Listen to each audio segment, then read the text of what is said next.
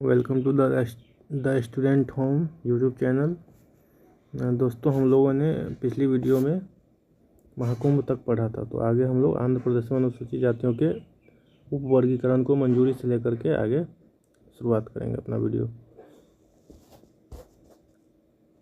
तो इसमें है भारतीय संविधान का अनुच्छेद 341 एवं 342 राष्ट्रपति को अनुसूचित जाति SC एवं अनुसूचित जनजाति ST सूचियों को अधिसूचित करने तथा संसद को ये सूचियां बनाने की शक्तियां प्रदान करता है। विदित हो कि भारतीय संविधान के अनुच्छेद 15(4) एवं 16(4) राज्य एवं केंद्र सरकार को अनुसूचित जाति एवं जनजाति 15(4) याद रखना, 15(4) एवं 16(4) राज्य एवं केंद्र सरकार को अनुसूचित जाति एवं अनुसूचित जनजाति के सदस्यों के लिए सरकारी सेवाओं में सीटें आरक्षित करने में सक्षम बनाते हैं। उल्लेखनीय है कि 77वें संविधान संशोधन अधिनियम 1995 द्वारा संविधान में संशोधन किया गया एवं सरकार को पदोन्नति में आरक्षण प्रदान करने में सक्षम बनाने के लिए अनुच्छेद 16 में एक नया खंड 4A जोड़ा गया। यानी SC ST को प्रमोशन के लिए 1995 में संविधान संशोधन हुआ, जिसमें अनुच्छेद 16 में ही नया खंड 4A जोड़ा गया था। इसका स्मरणीय तथ्य देख लेते हैं।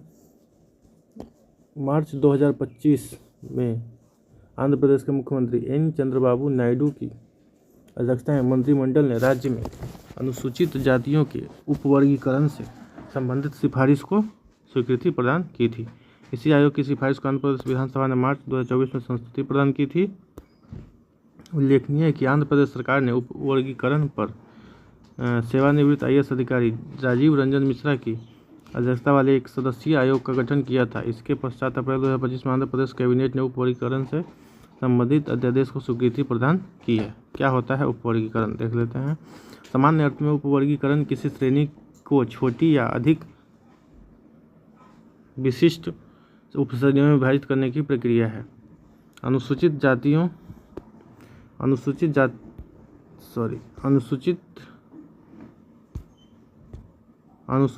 में उपवर्गीकरण में अनुसूचित जाति समूह की छोटी छोटी उपजातियों में विभाजित किया जाएगा। इसके माध्यम से शिक्षा एवं रोजगार में आरक्षण का उचित वितरण किया जाएगा।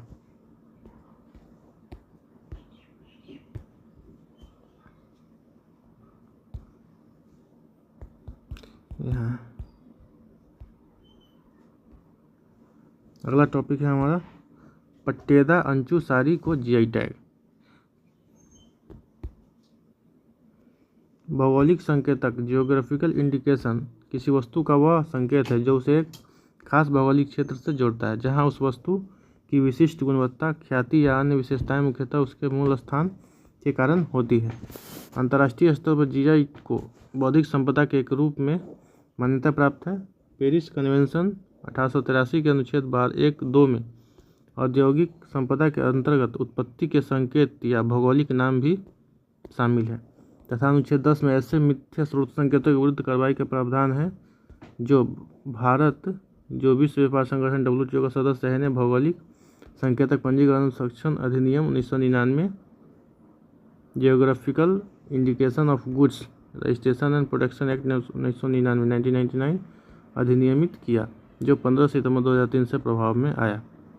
स्मरणीय तथ्य देख लेते हैं। दार्जिलिंग चाय, जिसे उसकी विशिष्ट खुशबू और स्वाद के लिए वर्ष 2004 में भारत का पहला पंजीकृत GI टैग उत्पाद बना। मार्च 2025 तक देश में कुल 658 उत्पादों को भौगोलिक संकेतक टैग प्राप्त हो चुके हैं। मार्च 2025 तक 658 GI टैग मिल चुके हैं। मार्च 2025 तक देश में सर्वाधिक GI टैग के संदर्भ में उत्तर प्रदेश 77 सीट्स पर है। उसके बाद तमिलनाडु तथा कर्नाटक है। 28 मार्च 2025 को controller general of patents, designs और ट्रेडमार्क्स द्वारा पट्टेदा अंचू साड़ी को भौगोलिक संकेत प्रदान किया गया। यह पारंपरिक सूती साड़ी कर्नाटक के गजेंद्रगढ़, कहाँ का है तो कर्नाटक का गजेंद्रगढ़ यानी गडग जिला की है। पट्टेदा अंचू साड़ी की पहचान चौड़े बॉर्डर और चेक डिजाइन से होती है। अगला अपना टॉपिक देखेंगे वक्फ संशोधन अधिनियम 2025। वक्फ का अर्थ है किसी व्यक्ति द्वारा अपनी चल या अचल संपत्ति को उन कार्यों के लिए अस्थायी रूप से समर्पित करना जो मुस्लिम कानून के अनुसार धार्मिक, परोपकारी एवं पुण्य है। यह संपत्ति न तो बेची जा सकती है और न उपहार में दी जा सकती है और नहीं विरासत में बांटी जा सकती है। एक बार वक्फ घोषित हो जाने पर संपत्ति हमेशा के लिए और परोपकारी उद्देश्यों के लिए सुरक्षित होती है। वक्फ, जिसका बहुवचन औकाफ है, अरबी भाषा का शब्द है जिसकी उत्पत्ति क्विफ से हुई है। वक्फ का विचार इस्लामी कानून एवं परंपराओं का अभिन्न अंग रहा है। वक्फ की परंपरा का मुख्य आधार हदीसों में पाया जाता है, विशेषकर सहीह अल बुखारी 2737 हदीस, जो वक्फ संस्था की नींव मानी जाती है। इतना इंपॉर्टेंट नहीं है। स्मरणीय तथ्य देख लेते हैं। इस्लाम के आगमन और मुस्लिम शासन की स्थापना के साथ वक्फ की अवधारणा भारत में आई। ठीक है। वक्फ के इतिहास के 3 कालखंडों में बांटा जा सकता है। पहला, इस्लामी काल। मुस्लिम शासन के दौरान वक्फ संपत्तियां केंद्रीय नियंत्रण में थी, जहां शासक सर्वोच्च प्राधिकारी थे। ब्रिटिश उपनिवेश काल। ब्रिटिश शासन के दौरान वक्फ प्रशासन में विकेंद्रीकरण की दिशा में बदलाव आया, यानी अब संपत्ति किसी और के नाम होगा। तीसरा है स्वतंत्रता के पश्चात का काल।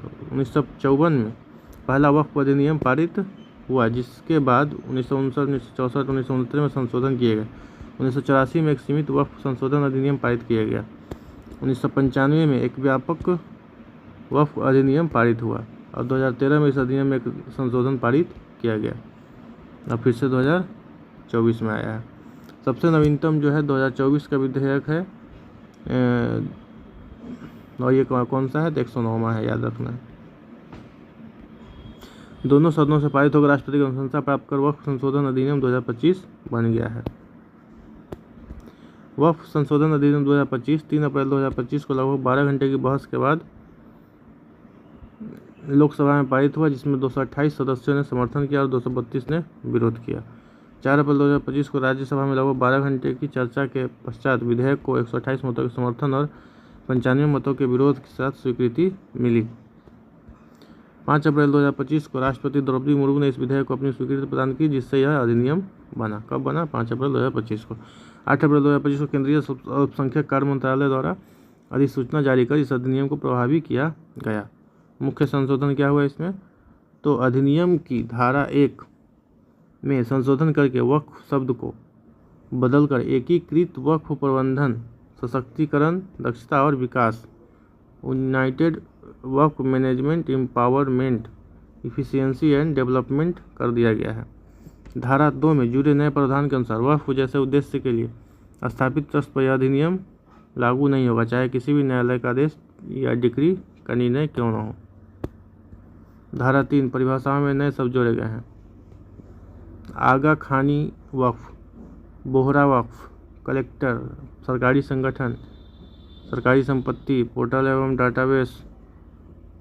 धारा 3(1) में इधर, वर्बली और शब्द हटा दिए गए हैं। अब सिर्फ लिखित दस्तावेज के आधार पर वक्फ मान्य होगा। मौखिक वक्फ और मौखिक मुतव्विल की नियुक्ति अमान्य की जाएगी। मतलब पहले जो बोल देता था कि वक्फ का संपत्ति है, तो वो वैसे नहीं चलेगा, अब लिखित होगा तभी चलेगा। धारा 3(r) में किए गए संशोधन के अनुसार वक्फ समर्पणकर्ता को कम से कम 5 वर्षों में इस्लाम का अनुयायी होना चाहिए और समर्पित संपत्ति का स्वामी होना चाहिए, तभी वो संपत्ति समर्पित कर सकता है। तीसरा है धारा 3(RI) वक्फ बाय यूजर, प्रावधान हटा दिया गया है। इसका अर्थ है अगर कोई संपत्ति लंबे समय तक धार्मिक, पवित्र या परोपकारी उद्देश्य से प्रयोग की जाती रहती है तो उसे वक्फ घोषित किया जा सकता है, चाहे उसका कोई लिखित दस्तावेज, रजिस्ट्रेशन या म्यूटेशन न हो। लेकिन अब ऐसा नहीं है। अब अगर लिखित दस्तावेज है तभी उसको घोषित किया जा सकता है, नहीं तो नहीं। अब सिर्फ उपयोग के आधार पर किसी संपत्ति को वक्फ घोषित नहीं किया जा सकेगा। यदि कोई वक्फ बाय यूजर के रूप में वर्ष 2025 का संशोधन अधिनियम के लागू होने से पहले पंजीकृत है तो वह क्या हो जाएगा, देखते हैं। तो वह वक्फ संपत्ति मानी जाएगी यदि वह संपत्ति विवादित या सरकारी नहीं है। अगर विवादित या सरकारी नहीं है तभी मानी जाएगी। अगला है हमारा धारा 3(R) का 4 वक्फ अल लाल औलाद से संबंधित संशोधन। जब कोई व्यक्ति वाकिफ अपनी संपत्ति का वक्फ अपनी संतान या वंशज यानी औलाद के लाभ के लिए करता है और साथ ही उसका कुछ हिस्सा धार्मिक या परोपकारी उद्देश्य के लिए रखता है तो इसे वक्फ अलाल औलाद कहते हैं। पुराने प्रावधान के अनुसार अगर वंश समाप्त हो जाए तो पूरी आय शिक्षा, विकास और जन कल्याण जैसे धार्मिक परोपकारी कार्यों में खर्च की जाती थी। नए संशोधन के अनुसार अब 1 विधवा, तलाकशुदा महिला और 3 अनाथ के रखरखाव और भरण पोषण पर भी वक्फ की आय खर्च की जा सकती है। नई धारा 3A(1) के अनुसार कोई व्यक्ति तभी वक्फ बना सकता है जब वह संपत्ति का वैध मालिक हो और उसे समर्पित करने का अधिकार रखता हो। नई धारा 3A(2) के अनुसार वक्फ अल औलाद पारिवारिक वक्फ से महिला उत्तराधिकारियों सहित किसी भी वैध उत्तराधिकारी का अधिकार नहीं छीना जा सकता है। नई धारा 3B(1) एवं 2 के अनुसार संशोधन अधिनियम लागू होने से पहले पंजीकृत हर वक्फ को 6 महीनों के भीतर पोर्टल और डाटाबेस पर अपनी जानकारी दर्ज करानी होगी। यदि कारण उचित हो तो ट्रिब्यूनल एक बार और 6 महीने की मोहलत दे सकता है। धारा 3C(1) के अनुसार कोई भी सरकारी संपत्ति वक्फ मानी नहीं जाएगी, चाहे वो अधिनियम बनने के पहले या बाद में वक्फ घोषित की गई हो। धारा 4(1) में संशोधन किया गया है।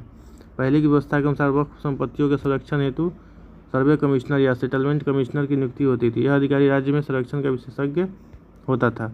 अब सर्वे कमिश्नर का प्रावधान हटा दिया गया तथा वक्फ संपत्तियों का संरक्षण करने की जिम्मेदारी जिलाधिकारी को दी गई है। पहले सर्वे कमिश्नर होता था, अब खुद कलेक्टर करेंगे। धारा 6 में औकाफ के विवाद से संबंधित संशोधन है। पहले केवल शिया वक्फ या सुन्नी वक्फ का उल्लेख था, अब आगा खानी वक्फ या बोहरा वक्फ शब्द जोड़े गए हैं। धारा 6 एवं 7 में संशोधन कर ट्रिब्यूनल के निर्णय को अंतिम मानने का प्रावधान पूरे अधिनियम में आगे भी कई स्थानों पर हटाया गया है। इसे ट्रिब्यूनल के निर्णय को उच्च न्यायालय में चुनौती दी जा सकती है। पहले इसके ट्रिब्यूनल का निर्णय नहीं दिया जा सकता था कहीं भी, अब इसको हाई कोर्ट में चुनौती दी जा सकती है। अपील की समय सीमा 1 साल से बढ़ाकर 2 साल की गई है। वक्फ अधिनियम की धारा 9 की उपधारा 2 को यथा संशोधित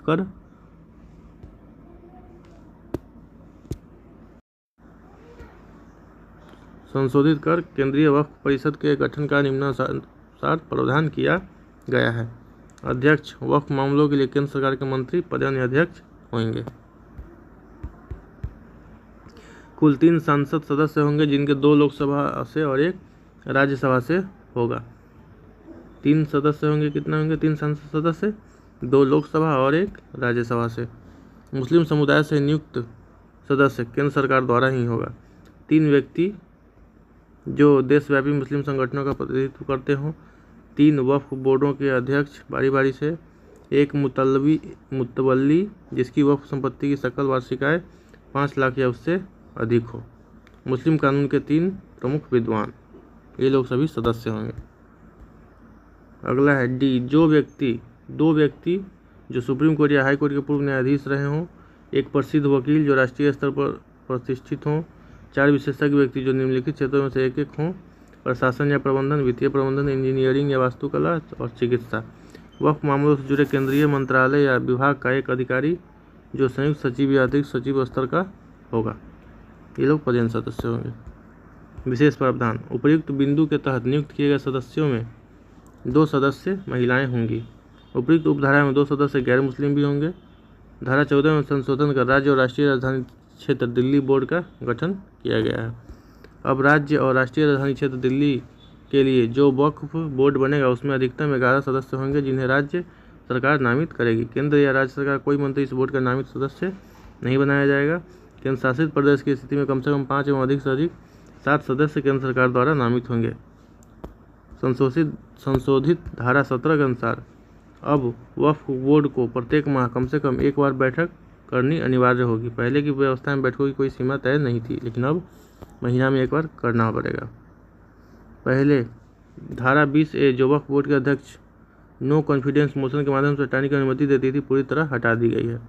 अब अध्यक्ष की नियुक्ति चुनाव की जगह प्रत्यक्ष नामांकन डायरेक्ट नॉमिनेशन के माध्यम से की जाएगी।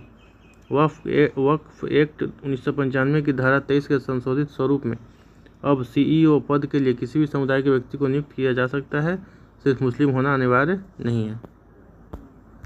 धारा 47(1)A में संशोधन वक्फ अमेंडमेंट एक्ट 2025 के अनुसार जिन वक्फों की शुद्ध वार्षिक आय 1 लाख या उससे कम है, उनके खातों की वार्षिक ऑडिट होगी।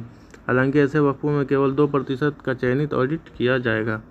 धारा 47(1)B के संशोधन के अनुसार जिन वक्फों की शुद्ध वार्षिक आय 1 लाख से अधिक है, उनके खातों की हर साल अनिवार्य ऑडिट की जाएगी।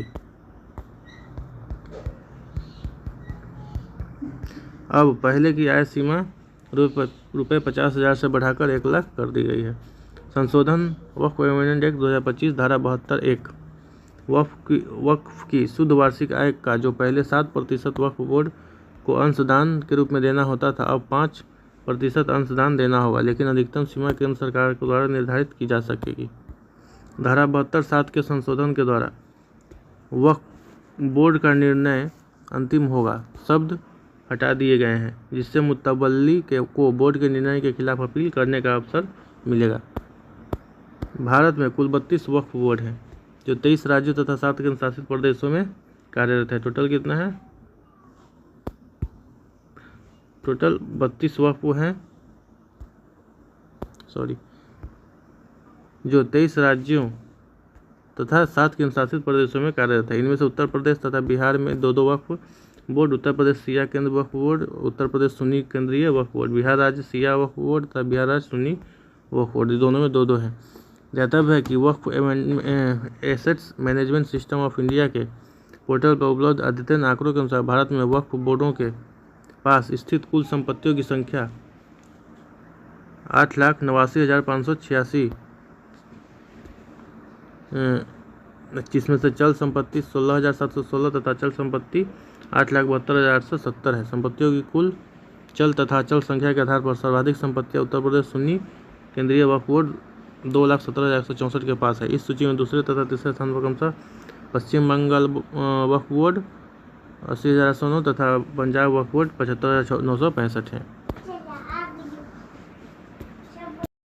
अगला हमारा टॉपिक है पहला पंचायत उन्नति सूचकांक 2022-23। पंचायत उन्नति सूचकांक, panchayat advancement index PAI Bharat सरकार के पंचायती राज मंत्रालय द्वारा शुरू किया गया एक नवीन मानक है, जो ग्राम पंचायतों के बीच सतत विकास लक्ष्यों की प्रगति का मूल्यांकन करता है।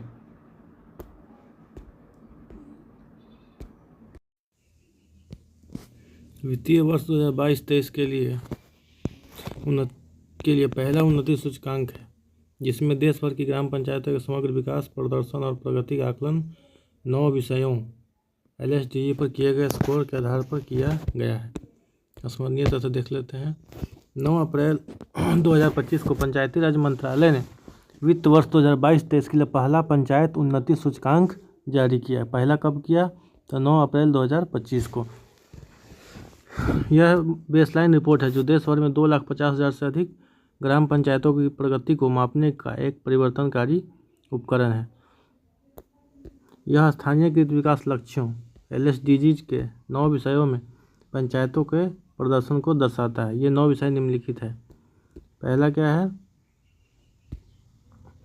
गरीबी मुक्त एवं बेहतर आजीविका, स्वस्थ पंचायत, बाल अनुकूल पंचायत, जल पर्याप्त पंचायत, स्वच्छ एवं हरित पंचायत, आत्मनिर्भर बुनियादी ढांचा युक्त पंचायत, सामाजिक रूप से न्यायसंगत और सुरक्षित पंचायत, सुशासनिक पंचायत, महिला अनुकूल पंचायत। ये 9 लक्ष्य रखा गया है LSDG के तहत। विभिन्न ग्राम पंचायतों द्वारा PAI स्कोर और विषयगत स्कोर के आधार पर इन ग्राम पंचायतों को प्रदर्शन की निम्नलिखित श्रेणियों में रखा गया है। पहला है पूर्ण लक्ष्य प्राप्तकर्ता, जिसका स्कोर 90+ होगा, उसको पूर्ण लक्ष्य प्राप्तकर्ता माना जाएगा, अचीवर। अगला है अग्रणी, फ्रंट रनर, 75 से 90 से नीचे होगा तो 75 से 90 के बीच होगा तो उसे फ्रंट रनर माना जाएगा। बेहतर प्रदर्शन, परफॉर्मर माना जाएगा 60 से 75 के बीच वाले को। आकांक्षी माना जाएगा 40 से 60 और आरंभिक स्तर पर माना जाएगा 40 से नीचे वाले को।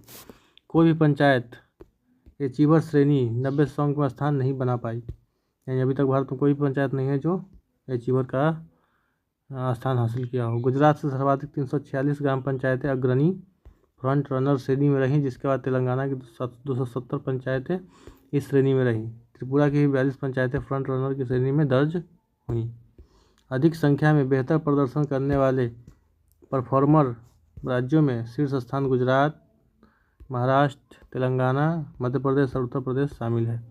इसमें उत्तर प्रदेश की केवल 3 ग्राम पंचायतें अग्रणी फ्रंट रनर में शामिल हुई है।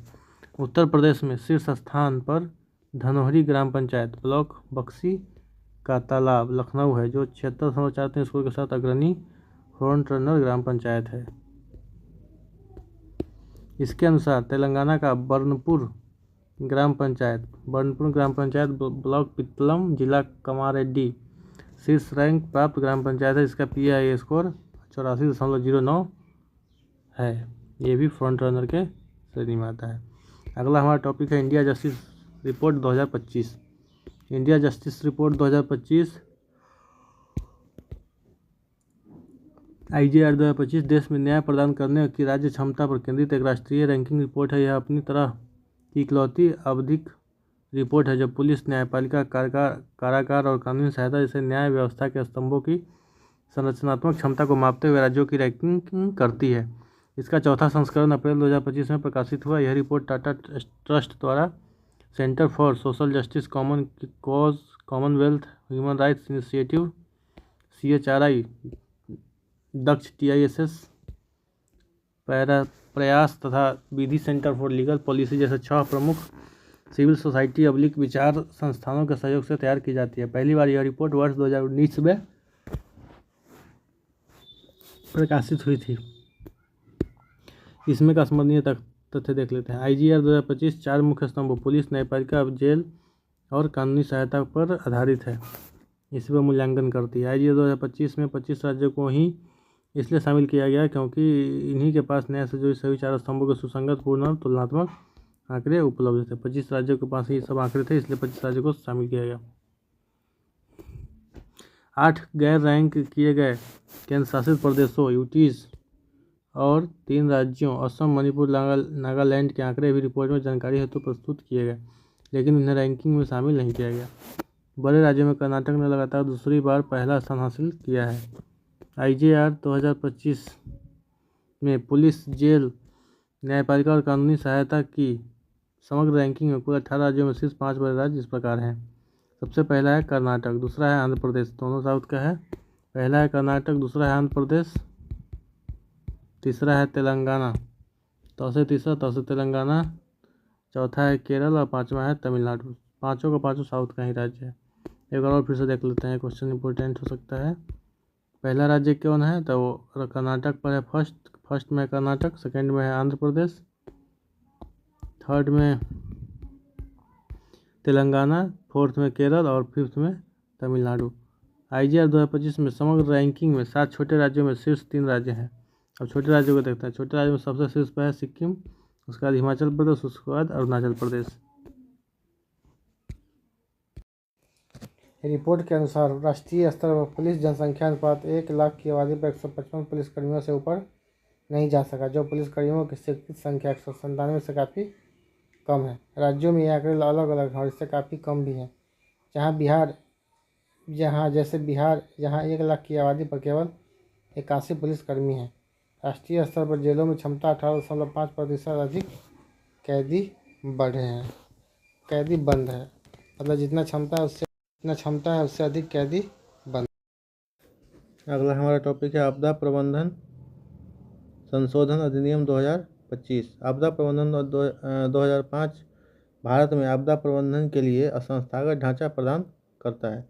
20 वर्ष बाद बदलते परिदृश्य जैसे बढ़ते जलवायु जोखिम, महामारी का अनुभव, कोविड-19 को ध्यान में रखते हुए वर्ष 2025 में इसमें व्यापक संशोधन किए गए।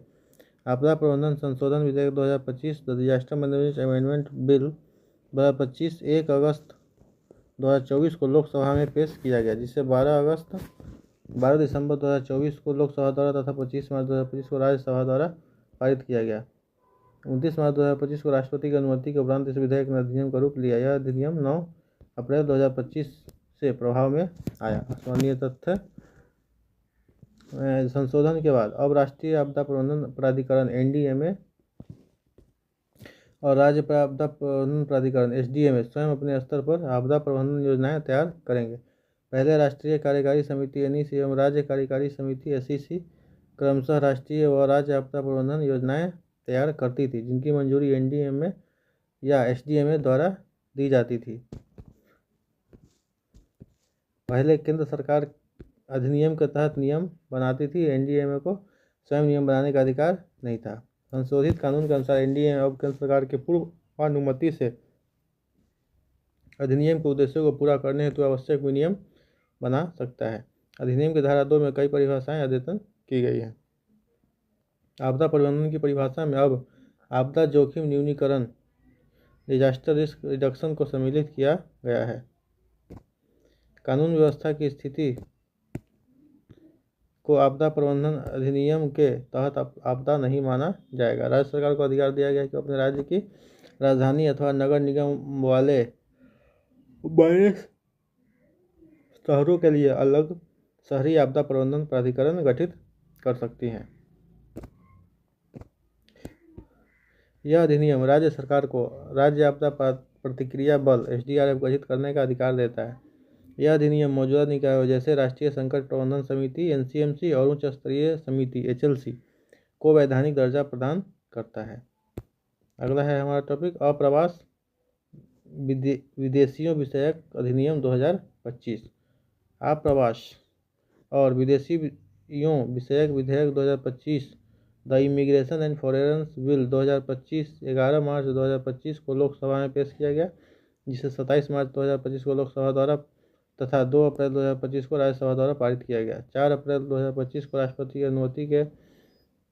की अनुमति के उपरांत इस विधेयक ने अधिनियम का रूप लिया। इस अधिनियम का मुख्य उद्देश्य भारत में विदेशियों के आप्रवास, प्रवेश और ठहरने को विनियमित करना है। स्मरणीय तथ्य देख लेते हैं। यह अधिनियम पासपोर्ट भारत में प्रवेश अधिनियम 1920, विदेशियों का पंजीकरण अधिनियम 1939, विदेशियों विषयक अधिनियम 1946 और आप्रवास वाहक दायित्व अधिनियम 2000 को निरस्त करता है। नए अधिनियम के तहत भारत में प्रवेश या भारत से प्रस्थान के लिए प्रत्येक व्यक्ति के पास वैध पासपोर्ट अथवा निर्धारित अन्य यात्रा दस्तावेज होना अनिवार्य है। यदि आगंतुक विदेशी नागरिक है तो उसके पास उपर्युक्त के साथ साथ मान्य वीज़ा भी होना अनिवार्य है। नया कानून वीज़ा की अनिवार्यता को स्पष्ट रूप से कानून का हिस्सा बनाता है। आप्रवास इमिग्रेशन चेक पोस्टों पर तैनात आप्रवास अधिकारी को प्रवेश के समय किसी भी यात्री, विशेषकर विदेशी का पासपोर्ट, वीज़ा या अन्य यात्रा दस्तावेज जांचने का पूरा अधिकार होगा। अधिनियम के अनुसार केंद्र सरकार को यह अधिकार होगा कि वह भारत में प्रवेश और भारत से बाहर जाने वाली नामित आप्रवास चौकियों को अधिसूचित कर सकती है। इस अधिनियम की धारा 6 में प्रावधान है कि प्रत्येक विदेशी जो भारत आता है उसे आगमन पर नियत प्राधिकारी पंजीकरण अधिकारी के पास अपने को पंजीकृत कराना होगा। इस अधिनियम में वैध पासपोर्ट या अन्य यात्रा दस्तावेज के बिना प्रवेश करने वाले विदेशियों को 5 वर्ष तक के कारावास, 5 लाख रुपए तक के जुर्माने या दोनों का प्रावधान किया गया है। जाली/फर्जी पासपोर्ट वीज़ा के उपयोग या आपूर्तिकर्ता को न्यूनतम 2 वर्ष, अधिकतम 7 वर्ष की कैद तथा रुपये 1 लाख से 10 लाख तक का जुर्माना देना होगा। अगला हमारा टॉपिक है तमिलनाडु सरकार बनाम तमिलनाडु राज्यपाल, सर्वोच्च न्यायालय का निर्णय। सामान्यतः राज्यपाल को राज्य मंत्रिपरिषद की सलाह पर कार्य करना अनिवार्य है। अनुच्छेद 163 क्या कहता है कि राज्यपाल को राज्य मंत्रिपरिषद की सलाह पर कार्य करना अनिवार्य है, सिवाय उन दुर्लभ मामलों में जहां संविधान उन्हें स्वतंत्र निर्णय का अधिकार देता है। राज्यपाल का पद एक संवैधानिक सेतु की तरह है, उन्हें मित्र, दार्शनिक और मार्गदर्शक की भूमिका निभानी चाहिए।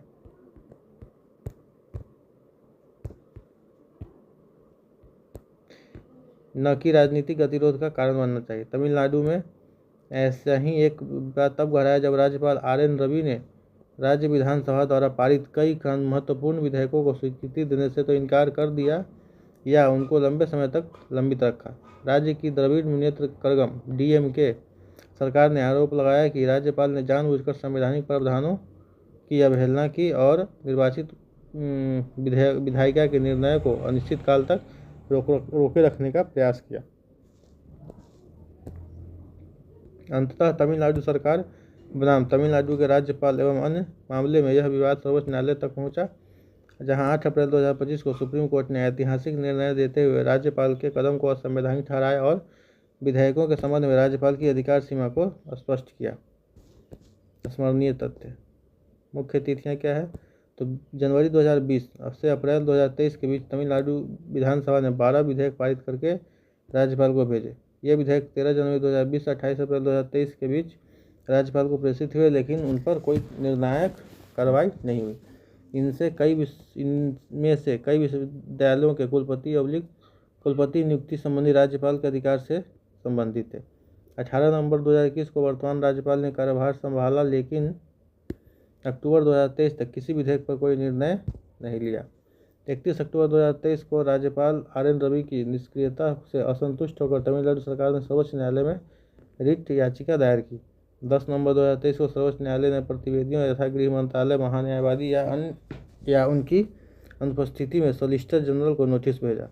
13 नवंबर 2023 को राज्यपाल ने 10 लंबित विधेयकों पर अपनी स्वीकृति रोकने विथहोल्ड एसेंट की घोषणा कर दी और 2 विधेयक राष्ट्रपति को भेज दिए। 18 नवंबर 2023 को राज्य विधानसभा ने विशेष सत्र बुलाकर रोकी गई स्वीकृति वाले 10 विधेयकों को फिर से पारित किया और राज्यपाल को पुनः स्वीकृत हेतु भेजा। अनुच्छेद 200 के प्रथम प्रावधान अनुसार यदि विधेयक पुनः पारित होकर आए तो राज्यपाल उस पर स्वीकृति देने से इनकार नहीं कर सकते थे, लेकिन 28 नवंबर 2023 को राज्यपाल ने इन द्वारा पारित विधेयकों को राष्ट्रपति के विचारार्थ आरक्षित करने का निर्णय लिया। 11 दिसंबर 2023 को राज्य सरकार ने याचिका में संशोधन कर राष्ट्रपति को भेजे जाने के विचारार्थ निर्णय को चुनौती दी। फरवरी-मार्च 2024 में राष्ट्रपति ने इन 10 विधेयकों में से 7 विधेयकों पर स्वीकृति रोक की, 1 को मंजूरी दी, पर 2 पर निर्णय लंबित रहा। सर्वोच्च न्यायालय का निर्णय क्या हुआ? तो विस्तृत सुनवाई के उपरांत 10 फरवरी 2025 को न्यायमूर्ति JB पर्दीवाला एवं न्यायमूर्ति R महादेवन की पीठ ने निर्णय सुरक्षित रखा। इस दौरान न्यायालय ने गंभीर प्रश्न उठाए, क्या राज्यपाल को बिना कोई कदम उठाए विधेयकों को अनिश्चित काल तक रोकने एक प्रकार का पॉकेट वीटो का अधिकार है? क्या राज्यपाल पुनः पारित विधेयक को राष्ट्रपति को भेज सकते हैं? 8 अप्रैल 2025 को सर्वोच्च न्यायालय ने अपना निर्णय सुनाया, जिसमें राज्यपाल की कार्रवाइयों को गैर कानूनी और असंवैधानिक घोषित किया गया। न्यायालय ने तमिलनाडु सरकार के पक्ष में निर्णय देते हुए न केवल लंबित विधेयकों को कानूनी स्वीकृति प्रदान की, बल्कि भविष्य हेतु राज्यपाल के विधेयकों संबंधी समय सीमा एवं दिशा निर्देश भी तय कर दिए। न्यायालय ने सर्वप्रथम यह घोषित किया कि तमिलनाडु के राज्यपाल द्वारा 10 विधेयकों को दूसरी बार विधानसभा से पारित होने के बावजूद राष्ट्रपति के विचारार्थ भेजना संविधान के अनुच्छेद 200 का उल्लंघन था और यह कदम विधि विरुद्ध व त्रुटिपूर्ण था। असाधारण उपाय करते हुए सुप्रीम कोर्ट ने अनुच्छेद 142 के अंतर्गत अपने पूर्ण न्याय के अधिकार का प्रयोग किया। न्यायालय ने स्पष्ट किया कि ये सभी विधेयक उसी तिथि से अधिनियमित माने जाएंगे जिस दिन वे विधानसभा द्वारा पुनर्विचार के बाद राज्यपाल को प्रस्तुत किए गए थे, यानी 18 नवंबर 2023। सुप्रीम कोर्ट ने पहली बार विस्तृत समय सीमा तय की कि राज्यपाल कितने समय विधेयकों पर अपना निर्णय ले। न्यायालय द्वारा निर्धारित प्रमुख समय सीमाएं निम्नलिखित है। पहला, यदि मंत्रिपरिषद की सलाह पर विधेयक अनुमति को रोकने हेतु है या राष्ट्रपति के विचार के लिए आरक्षित करने हेतु, तो ऐसी सलाह पर भी राज्यपाल 1 माह में कदम उठाएंगे। यदि राज्यपाल राज्य सरकार की सलाह के विपरीत किसी विधेयक पर स्वीकृति देने से इनकार करते हैं, यानी विधेयक अस्वीकार करना चाहते हैं, तो उन्हें उस विधेयक को अपनी आपत्तियों कारणों का संदेश संलग्न करके अधिकतम 3 महीने के भीतर विधानसभा को लौटाना होगा। बिना संदेश के अनिश्चित रोक की अनुमति नहीं होगी। यदि राज्य मंत्रिपरिषद की राय के विरुद्ध विधेयक को राष्ट्रपति के विचारार्थ भेजना चाहते हैं, तो यह कार्य अधिकतम 3 महीनों के भीतर कर देना होगा। यदि राज्यपाल ने पहले किसी विधेयक को विधानसभा को पुनर्विचार हेतु लौटाया था और विधानसभा ने उसे पुनः पारित करके राज्यपाल को भेजा है, तो अधिकतम 1 माह के भीतर राज्यपाल को अनुमोदन देना ही होगा। यदि नहीं पालन करते तो सक्षम न्यायालय के समक्ष परमादेश का विकल्प विद्यमान होगा। अनुच्छेद 200 क्या है देख लेते हैं। अनुच्छेद 200 के तहत अपने कार्यों के निर्वहन में जब राज्य विधानमंडल द्वारा पारित विधेयक राज्यपाल के समक्ष प्रस्तुत किया जाता है, तो उसके पास चुनने के लिए 3 विकल्प होते हैं। सबसे पहले सहमति देना, दूसरा सहमति न देना, या विधेयक को राष्ट्रपति के विचारार्थ सुरक्षित रखना, पुनर्विचार हेतु भेजना। अनुच्छेद 201, क्या राष्ट्रपति को स्वीकृति देना बाध्यकारी है? जब कोई राज्य विधेयक राज्यपाल द्वारा राष्ट्रपति के विचारार्थ आरक्षित किया जाता है, तो राष्ट्रपति के पास 2 विकल्प होते हैं, विधेयक को स्वीकृति देना या स्वीकृति न देना। यदि विधेयक मनी बिल नहीं है, तो राष्ट्रपति उसे संदेश सहित पुनर्विचार हेतु राज्य विधानमंडल को लौटा सकते हैं, जैसा कि अनुच्छेद 200 में राज्यपाल कर सकते हैं। पुनः पारित विधेयक राष्ट्रपति को द्वारा प्रस्तुत किया जाता है फॉर हिज कंसिडरेशन, विचार के लिए। अनुच्छेद 142। अनुच्छेद 142 पूर्ण न्याय हेतु न्यायालय की शक्ति है। यह अनुच्छेद भारत के सर्वोच्च न्यायालय को एक विशेष अधिकार प्रदान करता है। इसके अनुसार सुप्रीम कोर्ट किसी वाद में पूर्ण न्याय करने के लिए आवश्यक कोई भी आदेश या डिक्री पारित कर सकता है। अगला है बॉयलर अधिनियम 2025। बॉयलर एक ऐसा उपकरण है जिसमें दबाव की सहायता से भाप उत्पन्न की जाती है। भारत में वर्ष 2024 तक लगभग 40 लाख स्टीम बॉयलर संचालित हो रहे हैं। लगभग एक सदी पूर्व अधिनियम बॉयलर अधिनियम 1923 बॉयलरों की मैन्युफैक्चरिंग, इंस्टॉलेशन, परिचालन, बदलाव और मरम्मत जैसे तकनीकी पहलुओं को विनियमित करता था। हाल के समय में भारत सरकार ने संविधान पूर्व के पुराने कानूनों की वर्तमान जरूरतों के अनुसार समीक्षा करने का व्यापक अभियान प्रारंभ किया। इसी क्रम में वर्ष 1923 के बॉयलर अधिनियम 1923 के बॉयलर अधिनियम की भी समीक्षा की गई। समीक्षा के दौरान पाया गया कि अधिनियम में कई प्रावधान अप्रासंगिक हो गए हैं। स्मरणीय तथ्य। विधायी प्रक्रिया। बॉयलर्स संविधान की समवर्ती सूची के तहत आते हैं जिससे संसद और राज्य विधानमंडल दोनों कानून बना सकते हैं। बॉयलर विधेयक 2024 को राज्यसभा में 8 अगस्त 2024 को पेश किया गया। राज्यसभा ने विधेयक को 4 दिसंबर 2024 को पारित किया। लोकसभा से विधेयक 25 मार्च 2025 को पारित किया गया। 4 अप्रैल 2025 को इसे राष्ट्रपति द्वारा मंजूरी प्राप्त हुई। बॉयलर अधिनियम 2025 के मुख्य प्रावधान। बॉयलर एवं बॉयलर घटकों के निर्माण, स्थापना, परिचालन, बदलाव और मरम्मत संबंधी विनियम। केंद्रीय बॉयलर्स बोर्ड के गठन का प्रावधान। राज्य सरकारों को बॉयलर के निरीक्षण और प्रमाणन के लिए निरीक्षक नियुक्ति करने का अधिकार। निजी व्यक्तियों को बॉयलर के निरीक्षण और प्रमाणन के लिए मान्यता का प्रावधान। विभिन्न अपराधों और दंडों का प्रावधान। 2 वर्ष तक के कारावास या 1 लाख रुपये जुर्माना या दोनों। अनुपालन संबंधी मुख्य शर्तें। बॉयलरों के डिजाइन और ड्राइंग का निरीक्षण और प्रमाणन निर्माण से पहले जरूरी। निर्माण के दौरान चरणबद्ध निरीक्षण। बॉयलरों के परिचालन से पूर्व 12 महीने के लिए अनिवार्य पंजीकरण जिसके नवीनीकरण की आवश्यकता होती है। यह अधिनियम 25 लीटर से कम क्षमता वाले या 1 kg सेंटीमीटर स्क्वायर से कम दबाव वाले और 100 डिग्री सेल्सियस से कम तापमान पर गर्म करने वाले बॉयलरों पर लागू नहीं होता। यानी इससे अधिक वाले ये सब नियम लागू होगा। अगला है भारत के सामाजिक सुरक्षा डाटा पुलिंग अभ्यास का प्रथम चरण।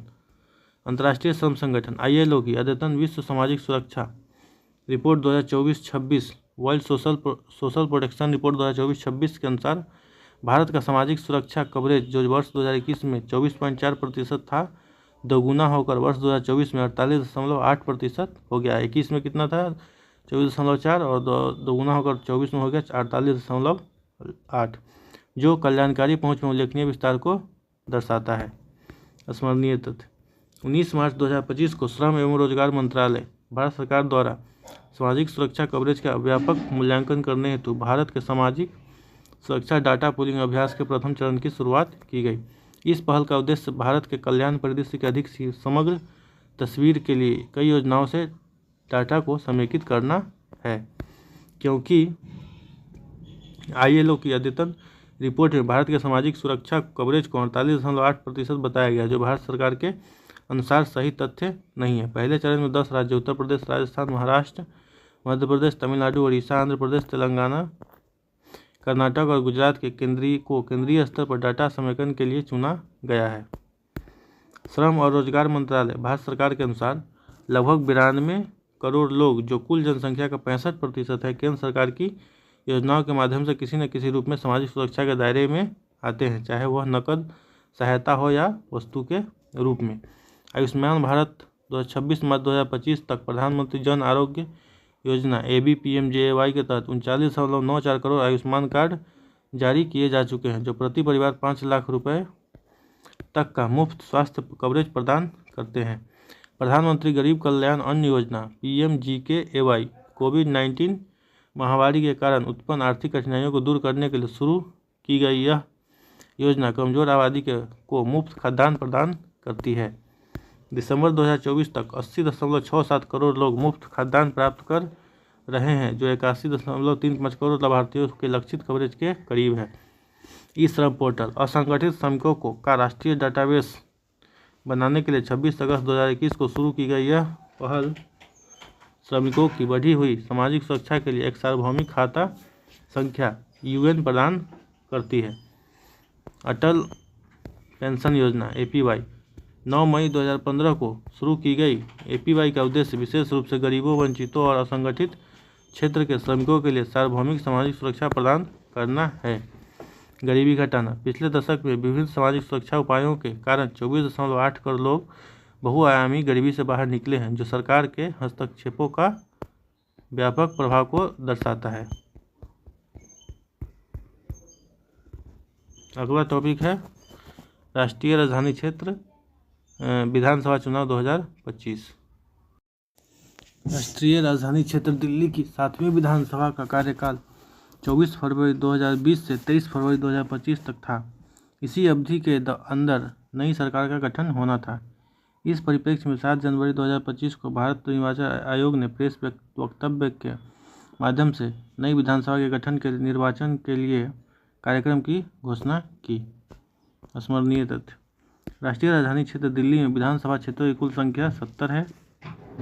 इनमें से 12 सीटें अनुसूचित जाति SC के उम्मीदवारों के लिए आरक्षित हैं। 70 विधानसभा क्षेत्रों में मतदान 5 फरवरी 2025 को संपन्न हुए। चुनाव हेतु मतगणना 8 फरवरी 2025 को संपन्न हुई। चुनाव परिणामों के अनुसार भारतीय जनता पार्टी की 26 वर्षों के बाद सत्ता में वापसी हुई है। राष्ट्रीय राजधानी क्षेत्र दिल्ली विधानसभा चुनाव 2025 प्रमुख दलवार परिणाम। भारतीय जनता पार्टी 48 सीटें, मत प्रतिशत 45.56। आम आदमी पार्टी 22 सीटें, 43.57 मत प्राप्त हुआ इनको। 20 फरवरी 2025 को रेखा गुप्ता ने राष्ट्रीय राजधानी क्षेत्र दिल्ली की 9वीं मुख्यमंत्री के रूप में शपथ ग्रहण की। रेखा गुप्ता 9वीं मुख्यमंत्री। रेखा गुप्ता निर्वाचन क्षेत्र शालीमार बाग से चुनी गई। आम आदमी पार्टी के राष्ट्रीय संयोजक एवं पूर्व उप मुख्यमंत्री अरविंद केजरीवाल भारतीय जनता पार्टी के परवेश साहिब सिंह से 4089 मतों के अंतर से नई दिल्ली विधानसभा सीट हार गए। 20 फरवरी 2025 को भारतीय जनता पार्टी के विजेंद्र गुप्ता ने दिल्ली विधानसभा के अध्यक्ष का पदभार ग्रहण किया। यूरोपीय आयोग के अध्यक्ष की भारत की आधिकारिक यात्रा।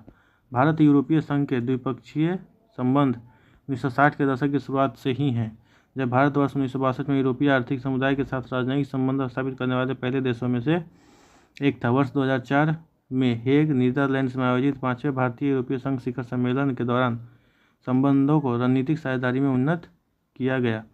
स्मरणीय तथ्य। प्रधानमंत्री नरेंद्र मोदी ने के निमंत्रण पर 27 से 28 फरवरी 2025 के मध्य यूरोपीय आयोग की अध्यक्ष उर्सुला वॉन डेर। तो यूरोपीय अध्यक्ष कौन है? यूरोपीय आयोग की अध्यक्ष उर्सुला वॉन डेर लियन भारत की आधिकारिक यात्रा पर रहीं। उनका अध्यक्ष के तौर पर यह तीसरा भारतीय दौरा है। उनके नेतृत्व में European union college of commissioners भी आधिकारिक दौरे पर रहे। यह European union college of commissioners का पहला भारतीय दौरा रहा। उल्लेखनीय है कि यूरोपीय संघ भारत का सबसे बड़ा व्यापारिक साझेदार है, जो वर्ष 2023 में 124 बिलियन यूरो मूल्य के माल व्यापार या कुल भारतीय व्यापार का 12.2% हिस्सा है। यानी सबसे बड़ा व्यापार साझेदार कौन है? तो यूरोपीय यूनियन। अगला है प्रधानमंत्री की फ्रांस यात्रा। भारत एवं फ्रांस के मध्य घनिष्ठ एवं मित्रतापूर्ण संबंध वर्ष 1947 में राजनयिक संबंधों की स्थापना के बाद से ही बने हुए हैं। 1998 में दोनों देशों ने अपने राजनयिक संबंधों को उन्नत कर उसे रणनीतिक साझेदारी स्ट्रेटेजिक पार्टनरशिप का दर्जा प्रदान किया। दोनों देश वर्ष 2047 तक द्विपक्षीय संबंधों की दिशा तय करने का एक रोडमैप बनाने पर सहमत हुए हैं। स्मरणीय तथ्य। फ्रांस के राष्ट्रपति इमैनुअल मैक्रों के निमंत्रण पर भारतीय प्रधानमंत्री नरेंद्र मोदी ने 10-12 फरवरी 2025 के दौरान फ्रांस की आधिकारिक यात्रा ऑफिशियल विजिट संपन्न की। यह प्रधानमंत्री नरेंद्र मोदी का फ्रांस का 6ठा दौरा था। इससे पहले उन्होंने जुलाई 2023 में भारत फ्रांस रणनीतिक साझेदारी की 25वीं वर्षगांठ के अवसर पर बैस्टिल दिवस समारोह के मुख्य अतिथि के रूप में फ्रांस का दौरा किया था। ज्ञातव्य है कि फ्रांस के राष्ट्रपति जनवरी 2024 में भारत के दौरे पर थे जब वे भारत के 75वें गणतंत्र दिवस के मुख्य अतिथि थे।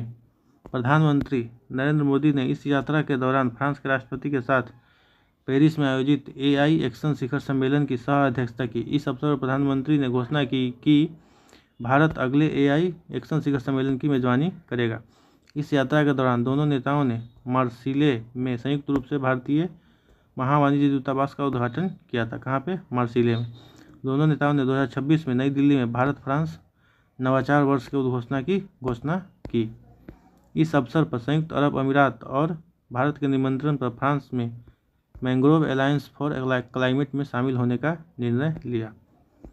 अगला टॉपिक है हमारा डुप्लीकेट मतदाता पहचान पत्र विवाद और संवैधानिक संदर्भ।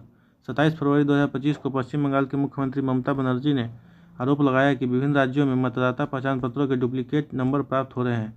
इससे चुनाव आयोग की कार्यप्रणाली पर सवाल उठे, जिससे मतदाता पहचान प्रणाली की विश्वसनीयता पर बहस शुरू हुई। स्मरणीय तथ्य: डुप्लीकेट मतदाता प्रमाण पत्र प्रकरण चुनाव आयोग की प्रतिक्रिया। ECI ने स्वीकार किया था कि यह एक दशकों से लंबित तकनीकी खामी है और इसे 3 महीनों के भीतर ठीक किया जाएगा। हालांकि चुनाव आयोग ने इस मुद्दे को 2 माह में ही सुधार लिया। डुप्लीकेट EPIC मामलों को चिन्हित कर सही प्रभावित मतदाताओं को नई यूनिक EPIC संख्या दी गई। राष्ट्रीय स्तर पर प्रत्येक मतदाता को एक अद्वितीय पहचान कोड प्रदान की गई। यूरोनेट प्लेटफॉर्म को अपडेट किया गया, जिससे EPIC नंबरों को दोहराव रोका जा सके। EPIC नंबर क्या है? EPIC का फुल फॉर्म होता है इलेक्टोरल फोटो आइडेंटिटी कार्ड। प्रत्येक मतदाता के लिए 10 अंकीय अल्फा न्यूमेरिक कोड होता है। वर्ष 1993 में मुख्य चुनाव आयुक्त TN सेशन के कार्यकाल में इसकी शुरुआत हुई थी। यूरोनेट क्या है? यह वर्ष 2017 में निर्वाचन आयोग द्वारा विकसित डिजिटल प्लेटफॉर्म है जो मतदाता सूची के केंद्रीकृत प्रबंधन के लिए है। संवैधानिक और कानूनी संदर्भ: भारतीय संविधान के प्रावधान। अनुच्छेद 324 निर्वाचन के अधीक्षण, निर्देशन और नियंत्रण की शक्ति भारत के निर्वाचन आयोग में निहित है। कितना? अनुच्छेद 324। 325 मतदाता सूची में किसी नागरिक को जाति, धर्म, लिंग आदि के आधार पर वंचित नहीं किया जा सकता। अनुच्छेद 325। अनुच्छेद 326 लोकसभा और राज्य विधानसभाओं के लिए चुनाव वयस्क मताधिकार के आधार पर होंगे। कितना है? 326 इम्पोर्टेंट है। इसके तहत 18 वर्ष से अधिक आयु का प्रत्येक नागरिक मतदान का अधिकारी है। लोक प्रतिनिधित्व अधिनियम 1950। धारा 17 क्या कहता है इसका? कोई व्यक्ति एक से अधिक निर्वाचन क्षेत्रों में पंजीकृत नहीं होगा। धारा 18 कोई व्यक्ति एक ही निर्वाचन क्षेत्र में एक से अधिक बार पंजीकृत नहीं होगा।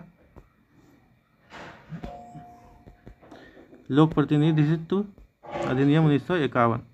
धारा 62 प्रत्येक पंजीकृत मतदाता एक ही निर्वाचन क्षेत्र में एक बार मतदान करने का अधिकारी है, एक से ज़्यादा बार नहीं। अगला टॉपिक है मुल्ला पेरियार बांध विवाद। पृष्ठभूमि, वर्तमान स्थिति और सुप्रीम कोर्ट का हस्तक्षेप। मुल्ला पेरियार बांध विवाद भारत के सबसे पुराने और जटिल अंतर्राज्यीय जल विवादों में से एक है, जिसमें तमिलनाडु और केरल की सरकारें बांध की सुरक्षा, संचालन और मरम्मत कार्यों को लेकर मतभेद रखती है। 19 फरवरी 2025 को भारत के सर्वोच्च न्यायालय ने मुल्ला पेरियार बांध के संबंध में केरल के खिलाफ तमिलनाडु की शिकायतों की जांच के लिए एक पर्यवेक्षी समिति सुपरवाइजरी कमेटी को विचार करने का निर्देश दिया। केंद्र सरकार द्वारा राष्ट्रीय बांध सुरक्षा प्राधिकरण के प्रमुख की अध्यक्षता में इस समिति का गठन 3 जनवरी 2025 को किया गया था। 4 मई 2025 को भारत के सर्वोच्च न्यायालय द्वारा पर्यवेक्षी समिति की सिफारिशों को लागू किए जाने का निर्देश दिया गया। स्मरणीय तथ्य: मुल्ला पेरियार बांध केरल के इडुक्की जिले के थेकर्री में पेरियार नदी पर स्थित एक चिनाई वाला गुरुत्वाकर्षण बांध है। कहाँ पे है? तो थेकरी, इडुक्की जिले के थेकर्री में, इडुक्की जिले के थेकर्री में पेरियार नदी पर स्थित एक चिनाई वाला गुरुत्वाकर्षण बांध है। यह बांध मुल्ला यार और पेरियार नदियों के संगम पर बनाया गया है। यह बांध कहाँ बनाया गया? तो मुल्ला यार और पेरियार नदियों के संगम पर। इसका निर्माण 1887 ईस्वी में शुरू हुआ और 1895 ईस्वी में पूरा हुआ। इसका निर्माण कार्य पेनीक्विक के नेतृत्व में किया गया था। वर्ष 1979 में केरल सरकार ने बांध की संरचनात्मक सुरक्षा को लेकर चिंता व्यक्त की और इसे नया बनाने की मांग की। यह मुद्दा तब से कई न्यायिक और प्रशासनिक फैसलों का केंद्र बना हुआ है। तमिलनाडु का पक्ष। तमिलनाडु द्वारा मुल्ला पेरियार बांध में जलस्तर बढ़ाकर 136 फीट से 142 फीट करने तथा अन्य सुदृढ़ीकरण उपायों की मांग की गई थी, जबकि केरल द्वारा केरल सिंचाई और जल संरक्षण संशोधन अधिनियम पारित कर इस खतरनाक बांधों की सूची में डाल दिया गया। केरल का पक्ष। बांध 125 वर्ष से अधिक पुराना होने के कारण संरचनात्मक समस्याओं से ग्रस्त है और बांध टूटने की संभावना से इनकार नहीं किया जा सकता। जलवायु परिवर्तन और बढ़ती बारिश के कारण इसका खतरा बढ़ गया है। अन्य महत्वपूर्ण तथ्य। मुल्ला पेरियार बांध संधि त्रावणकोर के महाराजा और भारत के ब्रिटिश सचिव के बीच एक पट्टा समझौता है। इस समझौते पर 1886 ईस्वी में हस्ताक्षर किए गए थे और वर्ष 1970 में इसका नवीनीकरण किया गया था। यह समझौता 999 वर्षों के लिए था, जिसे अन्य 999 वर्षों के लिए बढ़ाने का विकल्प भी था। अगला है लीड्स रिपोर्ट 2024। लीड्स क्या है? तो logistic is across different states. सर्वेक्षण केंद्रीय वाणिज्य एवं उद्योग मंत्रालय के उद्योग संवर्धन एवं आंतरिक व्यापार विभाग department for promotion of industry and internal trade द्वारा संचालित किया जाता है। लीड्स रिपोर्ट का प्रथम संस्करण वर्ष 2018 में जारी किया गया था। स्मरणीय तथ्य। 3 जनवरी 2025 को केंद्रीय वाणिज्य एवं उद्योग मंत्री पीयूष गोयल द्वारा लीड्स 2024 रिपोर्ट जारी की गई। पीयूष गोयल केंद्रीय वाणिज्य एवं उद्योग मंत्री। यह इस रिपोर्ट का 6ठा संस्करण है। यह रिपोर्ट भारत में राज्य और केंद्र शासित प्रदेश के स्तर पर लॉजिस्टिक प्रणालियों की गहन समीक्षा प्रस्तुत करती है। यह रिपोर्ट धारणा आधारित, परसेप्शन बेस्ड और उद्देश्य परक दोनों संकेतकों पर आधारित है।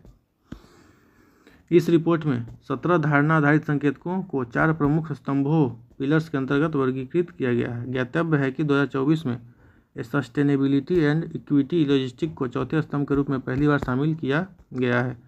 परिणाम। लीड्स 2024 राज्यों और केंद्र शासित प्रदेशों की ग्रेडिंग श्रेणी। स्थलबद्ध राज्य अचीवर्स उत्तराखंड, हरियाणा, तेलंगाना, उत्तर प्रदेश। यानी स्थलबद्ध राज्य में उत्तराखंड, हरियाणा, तेलंगाना, उत्तर प्रदेश अचीवर्स राज्य हैं। फास्ट मूवर्स मध्य प्रदेश, राजस्थान, पंजाब, बिहार, हिमाचल प्रदेश और एस्पायरर्स छत्तीसगढ़ और झारखंड।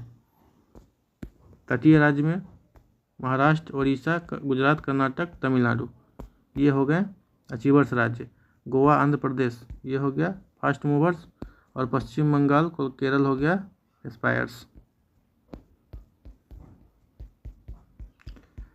अगला है पूर्वोत्तर राज्य। पूर्वोत्तर राज्य में असम, अरुणाचल प्रदेश हो जाएगा अचीवर्स। सिक्किम, त्रिपुरा, मेघालय, मिजोरम, नागालैंड रनर्स और मणिपुर एस्पायर्स। केंद्र शासित प्रदेश में चंडीगढ़, दिल्ली और पुदुचेरी, दादरा एवं नगर हवेली और दामन एवं दीव, लक्षद्वीप, जम्मू और कश्मीर। एस्पायर्स में हो जाएगा अंडमान एवं निकोबार एवं लद्दाख। अगला है त्रिपुरा। भाषिनी के साथ MOU पर हस्ताक्षर। स्थानीय भारतीय भाषाओं में ऑनलाइन सेवाओं तक पहुंच की बढ़ती मांग के दृष्टिगत केंद्रीय वित्त मंत्री निर्मला सीतारमण ने केंद्रीय बजट 2021-22 में राष्ट्रीय भाषा अनुवाद mission NLTM national language translation mission की घोषणा की थी। राष्ट्रीय भाषा अनुवाद मिशन को भाषिनी नाम दिया गया है। राष्ट्रीय भाषा अनुवाद मिशन को भाषिनी नाम दिया गया है। प्रधानमंत्री नरेंद्र मोदी द्वारा भाषिनी को 3 वर्ष की अवधि हेतु 4 जुलाई 2022 को लॉन्च किया गया था। डिजिटल इंडिया कॉरपोरेशन DIC के अधीन डिजिटल इंडिया भाषिनी प्रभाग DIBD की गतिविधियों को प्रबंधन और संचालन कर रहा है। स्मरणीय तथ्य। 28 जनवरी 2025 को जारी एक प्रेस विज्ञप्ति के अनुसार त्रिपुरा सरकार ने डिजिटल इंडिया भाषिनी के प्रभाग के साथ एक समझौता ज्ञापन पर हस्ताक्षर किए हैं। भाषिनी के साथ समझौता ज्ञापन पर हस्ताक्षर करने वाला त्रिपुरा पूर्वोत्तर का पहला राज्य है। साथ ही यह देश का 8वां ऐसा राज्य है जिसने भाषिनी के साथ MOU पर हस्ताक्षर किया। पूर्वोत्तर का पहला है और ऐसे ओवरऑल 8वां है। भाषिनी भाषा इंटरफेस फॉर इंडिया भारत का AI संचालित भाषा अनुवाद मंच लैंग्वेज ट्रांसलेशन प्लेटफॉर्म है। महाकुंभ में भाषणी। जनवरी फरवरी 2025 में प्रयागराज में आयोजित महाकुंभ में विभिन्न भाषाई पृष्ठभूमि से करोड़ों लोगों का आगमन हुआ। इस विविधता के बीच इस आयोजन में सभी प्रतिभागियों के लिए सहज संचार और पहुंच सुनिश्चित करने के लिए केंद्रीय इलेक्ट्रॉनिकी एवं सूचना प्रौद्योगिकी मंत्रालय द्वारा भाषणी का उपयोग किया गया। भाषणी ने अपनी उन्नत बहुभाषा क्षमताओं के माध्यम से महाकुंभ के दौरान घोषणाओं, कार्यक्रम की समय सारणी और सुरक्षा दिशा निर्देशों के 11 भारतीय भाषाओं में अनुवाद की सुविधा प्रदान की। अगला है भारत वन स्थिति रिपोर्ट 2023। देहरादून स्थित भारतीय वन स्थिति सर्वेक्षण फॉरेस्ट सर्वे ऑफ इंडिया द्वारा प्रत्येक 2 वर्ष पर सुदूर संवेदन रिमोट सेंसिंग आधारित उपग्रह चित्रण के माध्यम से देश में वनों एवं वृक्षों की स्थिति पर आधारित, सबसे पहले देख लेते हैं भारतीय वन सर्वेक्षण कहाँ पे है, तो देहरादून पर आधारित भारत वन स्थिति report India ISFR India state of forest report जारी की जाती है। पहली भारत वन स्थिति रिपोर्ट वर्ष 1987 में 81 से 83 में तैयार की गई। इस श्रृंखला की 18वीं भारत वन स्थिति रिपोर्ट 2023 21 दिसंबर 2024 को पर्यावरण, वन एवं जलवायु परिवर्तन मंत्री भूपेंद्र यादव द्वारा जारी की गई, जो कि अक्टूबर 2021 से दिसंबर 2021 के उपग्रह आंकड़ों पर आधारित है। कब जारी की गई, 21 दिसंबर 2024 को, और आंकड़ा है 2021 से अक्टूबर 2021 से दिसंबर 2021 के उपग्रह आंकड़ों पर आधारित है। स्मरणीय तथ्य ISFR 2023 के महत्वपूर्ण निष्कर्ष। ISFR 2023 के अनुसार देश में कुल वन आवरण 71.5 मिलियन हेक्टेयर यानी लगभग 7,15,342.61 वर्ग किलोमीटर है, जो देश के कुल भौगोलिक क्षेत्र का 21.6% है। इस रिपोर्ट के अनुसार देश में कुल वनावरण एवं वृक्षावरण ट्री कवर 82.74 मिलियन हेक्टेयर यानी लगभग 8,27,356.95 वर्ग किलोमीटर है, और वृक्षावरण को मिला दे तो 8,27,000 हो जा रहा है 356, और सिर्फ वनावरण की बात करें तो 7,15,342, जो कि देश के कुल भौगोलिक क्षेत्र का 25.17% है। वृक्ष और वन को मिलाने पर कितना है, 25.17। उल्लेखनीय है कि राष्ट्रीय वन नीति 1988 के अनुसार देश के 1/3 अथवा 33.33% क्षेत्र में पहाड़ी क्षेत्रों में 2/3 अथवा 66.67% क्षेत्र में वन अथवा वृक्षावरण होना आवश्यक है। ISFR 2021 की तुलना में ISFR 2023 में राष्ट्रीय स्तर पर 156.41 वर्ग किलोमीटर के वनावरण की वृद्धि हुई है। ISFR 2023 के अनुसार देश में कुल वृक्षावरण 11.20 मिलियन हेक्टेयर 1,12,014.34 वर्ग किलोमीटर है, जो देश के कुल भौगोलिक क्षेत्र का 3.41% है। ISFR 2021 की तुलना में ISFR 2023 में पहाड़ी जिलों में वनावरण में 234.14 वर्ग किलोमीटर की वृद्धि दर्ज की गई है। उत्तर पूर्वी राज्यों में, जो देश के कुल वनावरण में लगभग 1/4 का योगदान देते हैं, विगत आकलन की तुलना में 327.30 वर्ग किलोमीटर के वनावरण की कमी दर्ज की गई है। ISFR 2021 की तुलना में ISFR 2023 में देश में मैंग्रोव आवरण में 7.43 वर्ग किलोमीटर की कमी हुई है। भारतीय वनों एवं वनों के बाहर के वृक्षों ट्रीज आउटसाइड फॉरेस्ट का Wriddhiman stock growing stock 4,423.64 million घन मीटर आकलित किया गया है। ISFR 2023 में 17 राज्य और संघीय क्षेत्र में उनके भौगोलिक क्षेत्र का 33% से अधिक भाग वनाच्छादित हैं, जबकि इनमें से 8 राज्य एवं संघ शासित क्षेत्र ऐसे हैं जिनके भौगोलिक क्षेत्र का 70% से अधिक भूभाग वनाच्छादित है। वर्तमान आकलन के अनुसार 19 राज्यों और संघीय क्षेत्रों में 33% से अधिक भौगोलिक क्षेत्र वनावरण एवं वृक्षावरण के अंतर्गत शामिल है। ISFR 2023 के अनुसार देश में झाड़ियों का क्षेत्रफल 43,622.64 वर्ग किलोमीटर है, जो कुल भौगोलिक क्षेत्रफल का 101.33% है।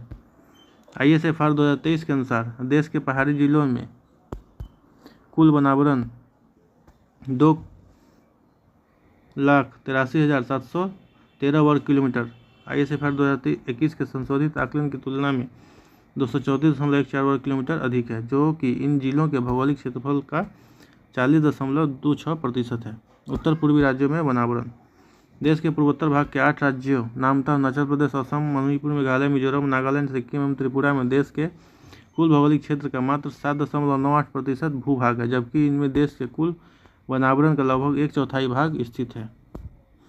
यानी लगभग 8% में 1/4 वन सिर्फ उत्तर पूर्वी राज्य में है। ISFR 2023 के अनुसार इन राज्यों में कुल वनावरण एवं वृक्षावरण 1,74,394.70 वर्ग किलोमीटर ISFR 2021 की तुलना में 327.30 वर्ग किलोमीटर कम है, जो कि इनके भौगोलिक क्षेत्र का 66.52% है। राज्यों में क्षेत्रफल की दृष्टि से सर्वाधिक अभिलिखित वन क्षेत्र क्रमशः मध्य प्रदेश, महाराष्ट्र, उड़ीसा, यानी सबसे ज़्यादा वन अभी कहाँ है? मध्य प्रदेश, उसके बाद महाराष्ट्र, उड़ीसा, छत्तीसगढ़, अरुणाचल प्रदेश में, जबकि न्यूनतम क्रमशः गोवा, हरियाणा, पंजाब, सिक्किम तथा त्रिपुरा में है। न्यूनतम कहाँ पे है? गोवा में, और अधिकतम महाराष्ट्र में है। राज्यों संघीय क्षेत्रों में भौगोलिक क्षेत्र के प्रतिशत की दृष्टि से सर्वाधिक अभिलिखित वन क्षेत्र क्रमशः अंडमान एवं निकोबार द्वीप समूह, सिक्किम, मणिपुर, उत्तराखंड, हिमाचल प्रदेश एवं अरुणाचल प्रदेश में है।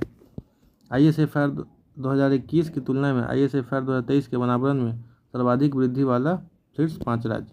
सबसे पहले है मिजोरम, इसमें वृद्धि हुई है 241.73 वर्ग किलोमीटर। अगला है गुजरात, जिसमें वृद्धि हुई है 180.07। उड़ीसा, कर्नाटक, केरल क्रमशः 151, 147 और 133 वर्ग किलोमीटर में वृद्धि हुई है। ISFR 2021 की तुलना में ISFR 2023 में वनावरण में सर्वाधिक कमी अंतिम 5 राज्य कौन है जिसमें कमी हुई है? तो सबसे पहला है मध्य प्रदेश, जिसमें 371.54 वर्ग किलोमीटर में कमी हुई है। सबसे ज़्यादा वन क्षेत्र है, फिर भी सबसे ज़्यादा कमी इसी राज्य में हुई है। आंध्र प्रदेश 138.66, तेलंगाना 100.42, त्रिपुरा 95.13, अरुणाचल प्रदेश 91.17। ISFR 2023 क्षेत्रफल की दृष्टि से सर्वाधिक वनावरण वाले 5 राज्य वर्ग किलोमीटर। क्षेत्रफल की दृष्टि से सर्वाधिक वनावरण वाले 5 राज्य कौन है? तो सबसे पहला है मध्य प्रदेश, जिसका क्षेत्रफल है 77,073। अरुणाचल प्रदेश 65,881, छत्तीसगढ़ 55,811, उड़ीसा 52,000, महाराष्ट्र 5,000, सब 50,000 से ऊपर हैं। सबसे पहला है मध्य प्रदेश, एक और देख लेते हैं, जिसका 77,073, सिर्फ यही याद रखना है। अरुणाचल प्रदेश दूसरा है, तीसरा है छत्तीसगढ़, चौथा उड़ीसा, पाँचवा महाराष्ट्र। सर्वाधिक वनावरण प्रतिशतता वाले 5 राज्य प्रतिशत में सबसे ज़्यादा है मिजोरम 85.34%, उसके बाद अरुणाचल प्रदेश 78.67%, फिर मेघालय 75.65%, मणिपुर और नागालैंड, सभी के सभी उत्तर पूर्वी राज्य हैं। ISFR 2023 क्षेत्रफल की दृष्टि से सर्वाधिक वृक्षावरण वाले 3 राज्य। तो वृक्षावरण वाले सर्वाधिक राज्यों में सबसे पहले है महाराष्ट्र 14,524, राजस्थान दूसरे स्थान पर 10,841 और उत्तर प्रदेश तीसरे स्थान पर 8,950। सर्वाधिक वृक्षावरण प्रतिशत वाले 3 राज्य, तो केरल सर्वाधिक प्रतिशत वाला है, गोवा सेकेंड स्थान पर, छत्तीसगढ़ तीसरा स्थान पे। कुल वृक्षावरण एवं वनावरण क्षेत्र की दृष्टि से सर्वाधिक क्षेत्रफल वाले 3 राज्य, मध्य प्रदेश अभी इसमें भी टॉप पे है, अरुणाचल प्रदेश और तीसरा में है महाराष्ट्र। सर्वाधिक वनावरण एवं वृक्षावरण प्रतिशत वाले 3 राज्य प्रतिशत में कौन हो जाएगा? मिजोरम, अरुणाचल प्रदेश और मेघालय, उत्तर पूर्वी राज्य। ISFR 2021 की तुलना में ISFR 2023 में वनावरण एवं वृक्षावरण में सर्वाधिक वृद्धि किस राज्य में हुई है? तो छत्तीसगढ़ में सर्वाधिक वृद्धि हुई है 683.14 किलोमीटर, उसका उत्तर प्रदेश, फिर उड़ीसा, फिर राजस्थान।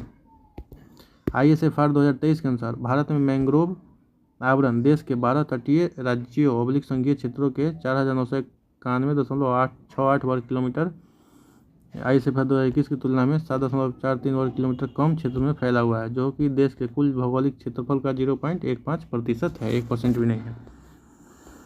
इसमें अति सघन मैंग्रोव 1463.97 वर्ग किलोमीटर, कुल मैंग्रोव क्षेत्र का 29.33%, मध्यम सघन मैंग्रोव 1500.84 वर्ग किलोमीटर 30.07% तथा खुले मैंग्रोव 2026.87 वर्ग किलोमीटर 40.60% क्षेत्र में फैले हुए हैं।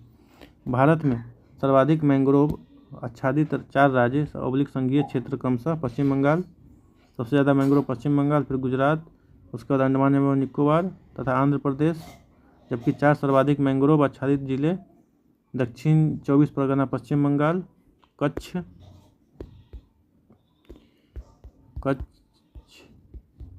गुजरात में है जो 708, उत्तरी अंडमान एवं निकोबार द्वीप समूह 418 तथा केंद्रपाड़ा उड़ीसा 212 किलोमीटर। देश के कुल मैंग्रोव आवरण में पश्चिम बंगाल के 24 परगने जिले का योगदान 41.85% है। एक जिला का ही लगभग 40% है। विश्व में मैंग्रोव का सर्वाधिक क्षेत्र एशिया में ही है। ISFR 2023 के तहत देश में राष्ट्रीय स्तर पर तथा राज्य स्तर पर वनों एवं वनों के बाहर वृक्षों तथा विभिन्न भू आकृतिक क्षेत्रों में TOF के वृद्धिमान स्टॉक का भी आकलन प्रस्तुत किया गया है, जिसके अनुसार देश में वृक्षों का वृद्धिमान स्टॉक 6429.64 मिलियन घन मीटर अनुमानित है, जिसमें 4478 मिली घन मीटर वन क्षेत्र के भीतर तथा 1950.75 मिली घन मीटर अभिलिखित वन क्षेत्र के बाहर आकलित है। ISFR 2021 की तुलना में ISFR 2023 में देश के वृद्धिमान स्टॉक में 262.3 मिलियन घन मीटर मिलियन होगा यहाँ पे मिलियन घन मीटर 4.25% की वृद्धि दर्ज की गई है। राज्यों संघीय क्षेत्रों में वनों में सर्वाधिक वृद्धिमान स्टॉक क्रमशः अरुणाचल प्रदेश, उत्तराखंड तथा छत्तीसगढ़ में, जबकि TOF में सर्वाधिक वृद्धिमान स्टॉक महाराष्ट्र में आकलित है। समग्रतः सर्वाधिक वृद्धिमान स्टॉक क्रमशः अरुणाचल प्रदेश, उत्तराखंड, छत्तीसगढ़ एवं मध्य प्रदेश में आकलित है। ISFR 2021 में वनों में कार्बन स्टॉक 7204 मिलियन टन के स्तर पर था, जो 2023 में 81.5 मिलियन टन की वृद्धि के साथ 7285.5 मिलियन टन के स्तर पर है। राज्यों के संदर्भ में अरुणाचल प्रदेश में सर्वाधिक कार्बन स्टॉक 1021 मिलियन टन विद्यमान है। इस दृष्टि से मध्य प्रदेश 608 मिलियन टन दूसरे तथा छत्तीसगढ़ 505 मिलियन टन तीसरे स्थान पर है। ISFR 2023 में उत्तर प्रदेश की स्थिति। ISFR 2023 के अनुसार उत्तर प्रदेश में अभिलिखित वन क्षेत्र रिकॉर्डेड फॉरेस्ट एरिया 17,435 वर्ग किलोमीटर है, जो इसके भौगोलिक क्षेत्र का 7.24% है तथा भारत के कुल वन क्षेत्र का 2.25% है। अभिलिखित वनों में 66.37% आरक्षित वन, 1.89% संरक्षित वन और 1.74% अवर्गीकृत वन हैं। अक्टूबर 2021 से दिसंबर 2021 के दौरान उपग्रह आंकड़ों के विश्लेषण के आधार पर उत्तर प्रदेश में कुल वनावरण 15,045.80 वर्ग किलोमीटर है, जो राज्य के कुल भौगोलिक क्षेत्र का 6.24% है। इसमें 2688.73 वर्ग किलोमीटर क्षेत्र अति सघन वन, 1.12% 4000.41 वर्ग किलोमीटर क्षेत्र मध्यम सघन वन, 1.66% तथा 8355 वर्ग किलोमीटर खुले क्षेत्र 3.46% के अंतर्गत है। इनके अतिरिक्त 639.51 वर्ग किलोमीटर क्षेत्र 0.27% पर राज्य में झाड़ियाँ हैं। ISFR 2021 के आंकड़ों के तुलना में राज्य में वनावरण में 118.43 वर्ग किलोमीटर की वृद्धि हुई है। उत्तर प्रदेश में वनावरण की स्थिति। सर्वाधिक वनावरण क्षेत्र वाले जिले, पहला है सोनभद्र, दूसरा है लखीमपुर खीरी, तीसरा है मिर्ज़ापुर। सबसे ज़्यादा कौन है? सोनभद्र।